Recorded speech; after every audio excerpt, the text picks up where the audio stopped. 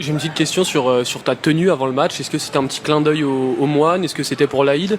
Ouais, ça n'avait rien à voir avec les moines. Oui, effectivement, c'était pour l'Aïd.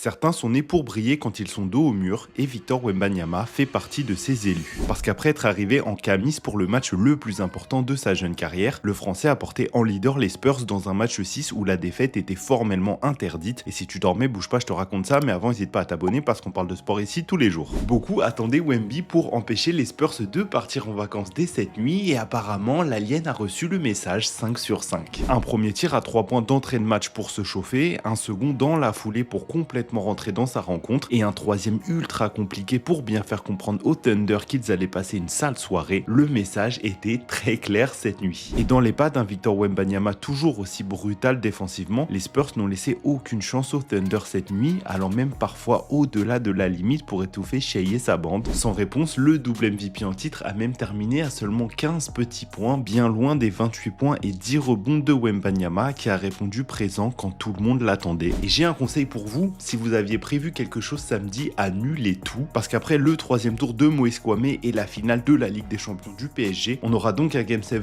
entre les Spurs et le Thunder, en espérant une fin aussi heureuse pour Moïse, Paris et Wemby. Vous savez les gars, les Américains ils me régalent, parce que Wembanyama il a été obligé de confirmer en conférence de presse que c'était bien une tenue pour l'Aïd, parce qu'il y en a certains aux States, ils ont cru qu'il rendait hommage au moine Shaolin avec qui il s'était entraîné cet été.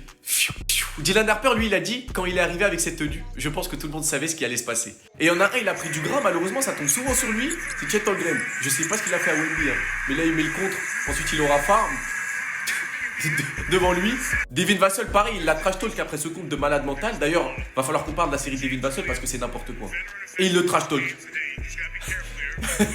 Et merci aux arbitres de ne pas avoir donné de faute technique. Parce que nous, c'est ça qu'on veut, du trash talk. Et ça, c'est des trucs de playoff. Et ça, c'est des trucs qui annoncent la couleur pour samedi. D'ailleurs, samedi, c'est peut-être ta dernière chance. Parce que là, tu te fais carry par des bougs qui ont 20 ans. Big up Dylan Harper. D'ailleurs, lui, s'il sort un gros match samedi, hein, les gars, ça va être de la D. Alors certes, t'as pas de l'expérience de ouf dans les matchs 7, on est d'accord. Mon gars, vu les tals que tu prends, vu le statut que t'as, vu ton historique des playoffs là qui est pas bon, tu te dois de répondre présent samedi soir. Moi je te dis, Jaron Fox, c'est peut-être ta dernière chance. En tout cas, dites-moi vous en pensez en commentaire, les gars, c'est pas vous abonner, vous êtes des bons, nous, on avance. Il est arrivé en camis pour son premier match à élimination directe, pour éteindre le Haramol d'Okessi. Et vous devinerez pas ce qu'il a fait. Dès la première minute 30 du match, tout le monde a su ce qui allait se passer. Il les a enchaînés. 3 points.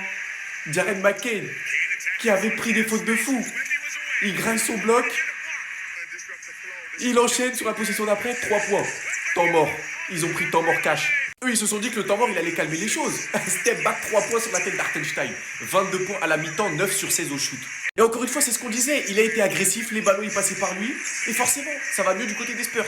Et il termine le match à 28 points, 10 rebonds, 3 blocs, à 10 sur 21 au shoot. Et le tout en 28 minutes. Alors bien sûr, il n'y a pas que lui qui a répondu présent. La preuve, les minutes sont Wembanyama. Elles se sont très bien passées pour les Spurs. Il y en a certains, on va ouvrir leur dossier plus tard. Là, on va se concentrer sur les bonnes choses. Et ce mec-là, il est fou. Et ce mec-là, il a 20 ans. Et ce mec-là, c'est sa saison rookie. Et ce mec-là, il joue un match 6 face au champion en titre. Un match élimination directe. Il n'y a juste rien à dire. C'est du miel. C'est du miel, ce type. Dylan Harper, il est fou.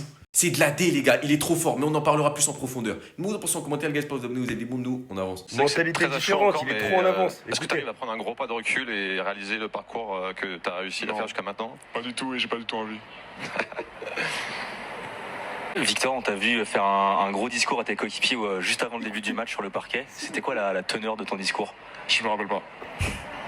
Et sur le niveau, et t'as rappelé dans l'approche d'autres matchs que tu avais pu vivre Bien avant sûr. Gagner en NBA, c'est pas plus important pour moi que gagner en Benjamin région à l'époque. La compétitivité, elle est toujours là de la même manière.